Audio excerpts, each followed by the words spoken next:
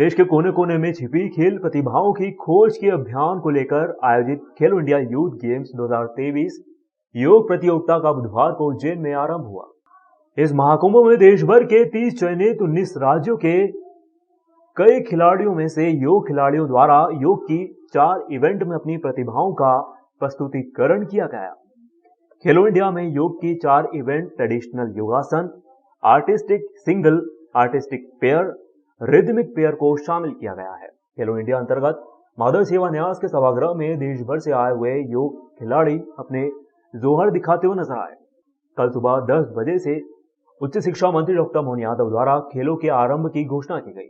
उन्होंने उज्जैन नगरी के योग इतिहास व प्राचीन वैभव से भी सभी खिलाड़ियों को परिचय करवाया।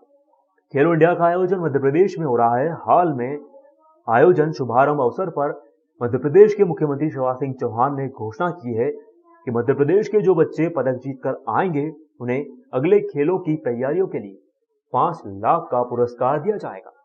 विशेष अतिथि नेशनल योगासन स्पोर्ट्स फेडरेशन महासचिव जयदेव आर्य थे। विशिष्ट अतिथि गोवा के खेल मंत्री गोविंद गावड़े ने कहा कि प्रधानमंत्री नरेंद्र मोदी की पहल खेलो इंडिया एवं फिट इंडिया से युवा पीढ़ी प्रेरित हो रही है। खेलो इंडिया योगासन के कंपटीशन मैनेजर, मध्य प्रदेश योगासन स्पोर्ट्स एसोसिएशन के अध्यक्ष वेद प्रकाश शर्मा ने सभी राज्यों के खिलाड़ियों, टेक्निकल ऑफिसर, वॉलेंटियर्स का परिचय अतिथियों से करवाया।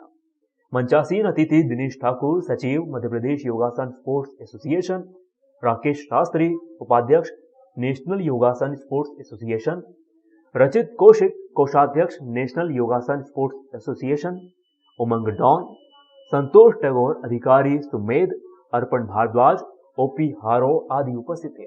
जानकारी मध्य प्रदेश योगासन स्पोर्ट्स एसोसिएशन प्रदेश मीडिया प्रभारी डॉक्टर मिलिंद्र त्रिपाठी ने प्रदान की।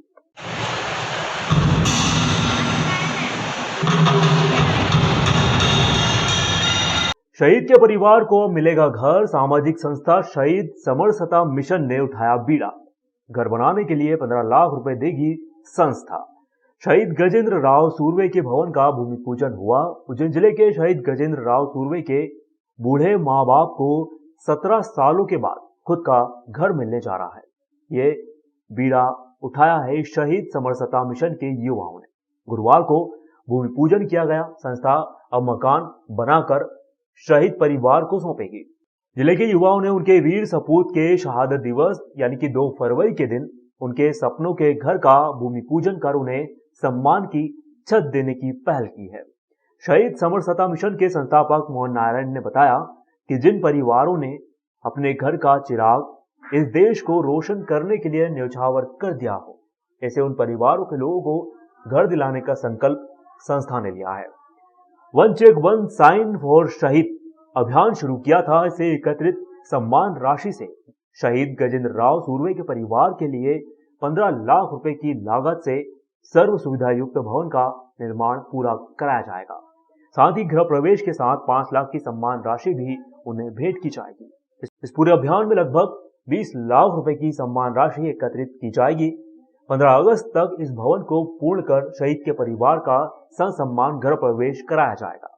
यहाँ बता दें कि शहीद गजेंद्र सूर्वे 2 फरवरी 2006 को लद्दाख में वीर गति को प्राप्त हुए थे। उनकी शहादत के बाद से ही परिवार आर्थिक तंगी से गुजर रहा था। इसकी जानकारी जब शहीद समरसता मिशन को मिली तो वह शहीद के परिवार की मदद को अपना कर्तव्य समझते हुए आगे आए। वहीं भवन निर्माण के लिए अभियान शुरू किया। इसमें बीते दिनों कालिदास अकादमी मैदान में हजारों युवाओं के बीच शौर्यांजलि समारोह में लगभग 10 लाख रुपए के सामाजिक सहयोग की घोषणा हो चुकी है। आज हम यहाँ तक नहीं पहुँच पाते, पर ये समरसता मिशन वाले, शहीद समरसता मिशन वालों ने हमको यहाँ तक पहुँचाया है। बहुत खुशी की बात है। जबकि हम मकान तो बना ही नहीं सकते थे, क्योंकि ज़मीन न ले सकते थे न बना सकते थे। इतना पैसा हमारे पास था भी नहीं, और इतना पैसा सरकार ने दिया भी नहीं हमको। कुछ भी नहीं था हमारे पास। हम यही थे कि बस खा पी रहे थे अच्छी तरह से, और कुछ नहीं था हमारे पास। मकान टूटने के बाद हमको बहुत फिक्र हो गई थी कि हम कहाँ जाएंगे, कैसा करेंगे। और ये हमारे साथ 6-7 साल से हमारे साथ शहीद समरसता मिशन वाले मोहन जी, ये सब हमारे साथ में रहे और पूरा साथ दिया इन्होंने हमें, और अभी तक यहाँ तक पहुँचाया इन्होंने ही, इनके ही बल पे हम यहाँ तक पहुँचे हैं। शासन को कितनी बार आपने कहा था? बहुत सब नेताओं से सबसे मिल लिए, कोई किसी की सहायता नहीं मिली हमको। आज के ठीक 17 साल पहले उज्जैन का बेटा 2 फरवरी 2006 को देश की सीमाओं की रक्षा करते हुए लद्दाख में अपना सर्वोच्च बलिदान देकर अमर हो गया। लेकिन देश का दुर्भाग्य था कि उनके परिवार के पास रहने का अपना कोई आवास नहीं था। शहीद समरसता मिशन देश भर के 11 राज्यों में शहीदों के परिवारों की समस्त समस्याओं के समाधान और उनकी सेवा के लिए लगातार अभियान चला रहा है। उसी कड़ी में one check one sign for शहीद अभियान के तहत शहीद गजेंद्र सुर्वे जी के पूज्य माता पिता के चरणों में 15 लाख रुपए की राशि से एक सर्व सुविधा युक्त भवन का निर्माण किया जाएगा और 15 अगस्त को जब पूज्य माता का गृह प्रवेश होगा तो उनके आने वाले समय की आर्थिक समस्याओं के समाधान के लिए 5 लाख रुपए की राशि सम्मान निधि के रूप में उनके चरणों में समर्पित की जाएगी।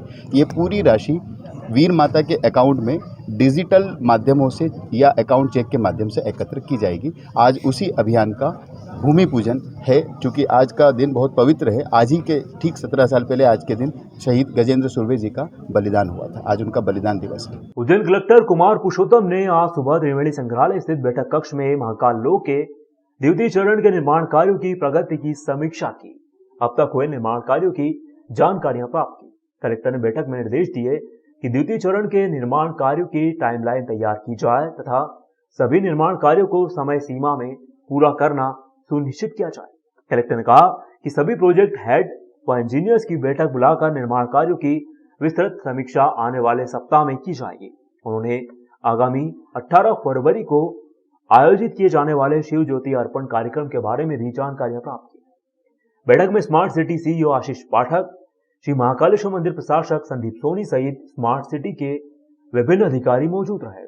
बैठक में स्मार्ट सिटी सीईओ द्वारा श्री महाकाल लोक के प्रथम चरण के तहत किए गए निर्माण कार्यों की जानकारियां दी गई। द्वितीय चरण के चल रहे कार्यों के बारे में पावर पॉइंट प्रेजेंटेशन के माध्यम से निर्माण कार्यों की प्रगति से अवगत करवाया गया। बैठक में श्री महाकाल लोक के पूर्ण हो चुके कार्यों के मेंटेनेंस को लेकर भी चर्चाएं की गई। कलेक्टर ने निर्देश दिए कि महाकाल लोक के मेंटेनेंस के लिए हाउसकीपिंग, सुरक्षा, हार्टिकल्चर के बिंदुओं को ध्यान में रखकर योजना बनाई जाना चाहिए। कलेक्टर ने बैठक के बाद ई कार्ड से संपूर्ण महाकाल लोक का भ्रमण भी किया, चल रहे निर्माण कार्यों का निरीक्षण किया। उन्होंने श्री महाकालेश्वर मंदिर जाकर यहां भी चल रहे कार्यों के बारे में जानकारियां प्राप्त की।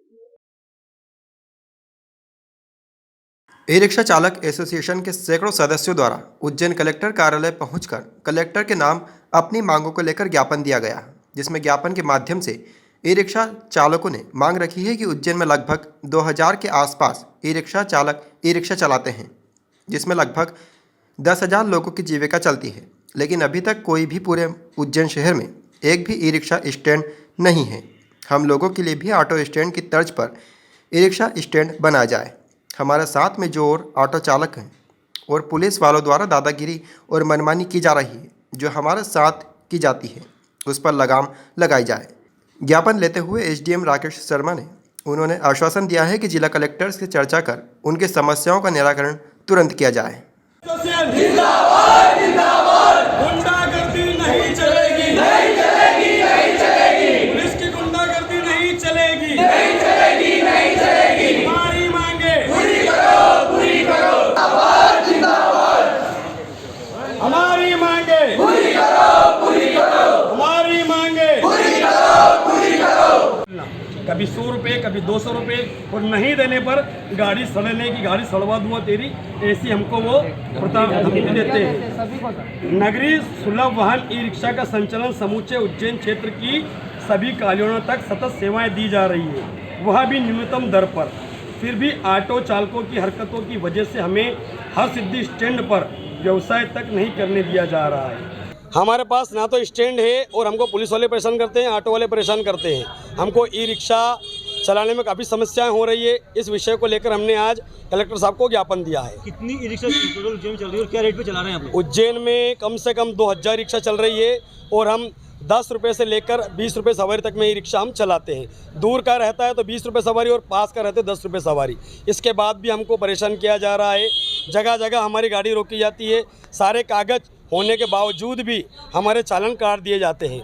और पुलिस वाले 100 नंबर डाल रहे जो हर सिद्धि पर खड़ी रहती है, वहाँ के हमारी गाड़ी पर आकर चाबी निकालते हैं और हमसे सारे गाड़ी के कागज़ चेक करवाते हैं। उसके बाद 100 रुपये 200 रुपये की मनमानी चाहे हमसे वो पैसे वसूलते हैं और हम नहीं देने पर कहते हैं कि तेरी गाड़ी थाने में सड़वा देंगे। जिसके संबंध में उनके द्वारा अवगत कुछ पॉइंट बताए गए हैं कि उनके लिए विधिवत स्टैंड नहीं है और जो ऑटो रिक्शा हैं उनसे उनके आए दिन विवाद होते रहते हैं। पुलिस के संबंध में भी कुछ पॉइंट उन्होंने दिए हैं कि कई बार अवसरों पर पुलिस के द्वारा भी उनसे पूछताछ करके कार्रवाई करने के लिए बोला जाता है। इस संबंध में ज्ञापन आया है, माननीय कलेक्टर साहब के माध्यम से जो विधिवत कार्रवाई होगी वो संपादित करवाई जाएगी। ग्राम चंदेसरा में इन दिनों भागवत कथा की रसगंगा बह रही है। बड़ी संख्या में श्रद्धालु कथा का श्रवण कर धर्म लाभ अर्जित कर रहे हैं।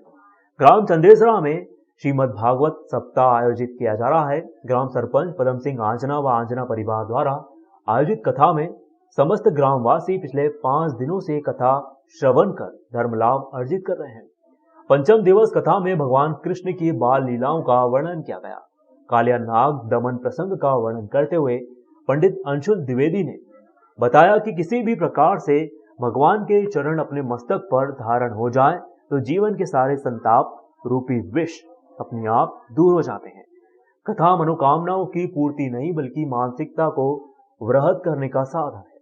पुरुषार्थ विषय पर केंद्रित इस भागवत कथा में श्री हरिहर सेवा संस्थान के पंडित अंशुल द्विवेदी ने कहा कि बिना पुरुषार्थ के ना तो कोई कार्य पूरा हो सकता है, ना ही सन्मार्ग पर चला जा सकता है।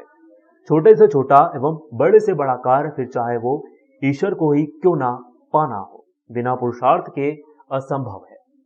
इस दौरान आंजना परिवार के वरिष्ठ रामेश्वर आंजना, निर्भय सिंह आंजना, ग्राम सरपंच पदम सिंह आंजना, विक्रम सिंह आंजना, कमल सिंह आंजना, संजय सिंह आंजना, हरिहर सेवा संस्थान के अशोक मिश्रा, मनोज कामले, राहुल मकवाना, उज्जवल तिवारी, अविनाश सानी, आदित्य उपाध्याय, बसंत मावर, अरुण वर्मा आदि सक्रिय सदस्य मौजूद रहे। हरि आकर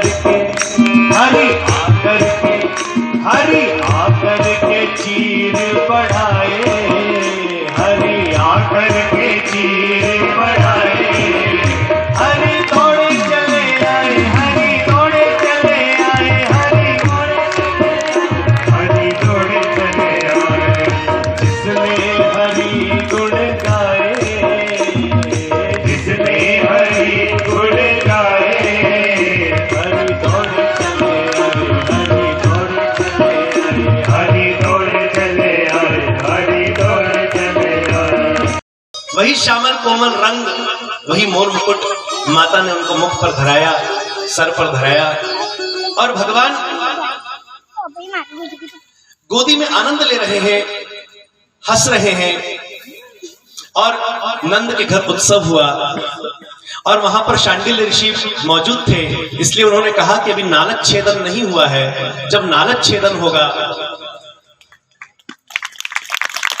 जब नालक छेदन होगा तो सूतक लग जाएगा और तब दान नहीं कर पाओगे, इसलिए दान करो।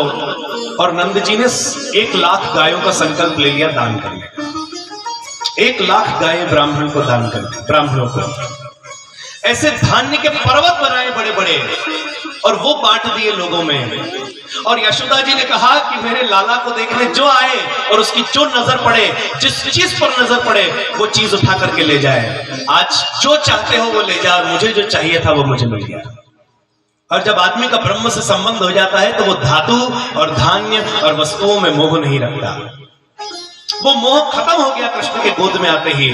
और एक सखी दौड़ती दौड़ती चली आई, उन्होंने कहा माता लाला भयो है, मुझे भी दिखाओ। माता ने लाला का दर्शन कराया